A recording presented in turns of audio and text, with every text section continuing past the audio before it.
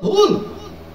এগুলো বৈষ্ণব দর্শন না। শাস্ত্রে বৈষ্ণব দর্শনের যা চেহারা, সেই বৈষ্ণব দর্শন এখন পাওয়া যায় না।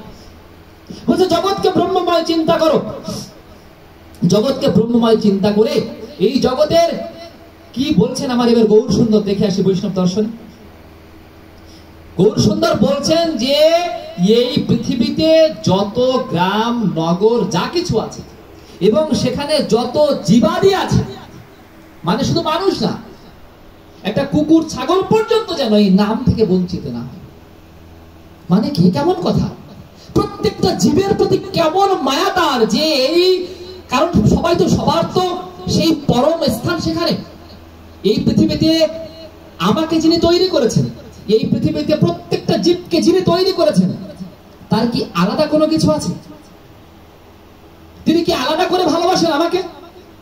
আমার ভাগ্য যায় তিনি আমাকে মানুষ রূপে জন্ম দিয়েছেন, কিন্তু এই ভাগ্যের জন্য আমি স্বেচ্ছাচার কিছু করতে পারি না। আমার জগতের সবাইকে ভালোবাসার মধ্য দিয়ে সেই জিনিসটাকে উদ্বোধিত করে দেওয়া আমার কাজ। ছোট্ট একটা উদাহরণ দিয়ে আসি।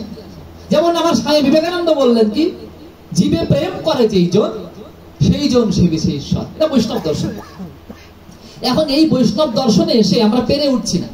কেননা ভালো করে দেখবেন এবং শুনবেন এবং বুঝবেন, আমার স্বামী বিবেকানন্দ এই কথা বলেছেন বটে, এবং তিনি তার নিজের জীবদ্দশায় শেষের দিকে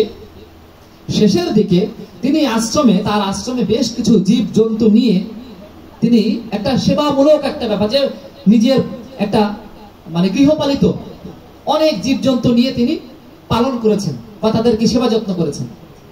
কিন্তু একইভাবে তিনি কিন্তু আবার জীব জন্তু আহারও করেছেন। দেখেন, আমি বলছি যে আমি আমার মাকে খুব ভালোবাসি, কিন্তু 2 বেলা মায়ের পিটানো দিয়ে খেতেও দিই না। আবার আমি বলছি মাকে খুব ভালোবাসি, এটা কি হয়? আমি আমার মাকে খুব ভালোবাসি, কিন্তু খেতেও দিব না, আবার মাঝে মাঝে গুতানো দিব। তাহলে এটা কি আসলে ভালোবাসা হলো? কথা এবং কাজের মধ্যে 2 দিকে একটা গ্যাপ থেকে গেল। তাই বলা হচ্ছে কি, আমি সর্বজীবের সমান মনে করছি, মানে আমি সবাইকে সমানভাবে দেখতে পারছি কিনা। ঠাকুর এসে বলছেন, দেখো এই যে তোমরা মা কালীর সামনে বলি দাও না, যে ছাগলটাকে বলি দাও, আমার বলছি মা কালী মানে জগতের মা, বলছি না? মোটামুটি চামুন্ডা পূজা, কালী পূজা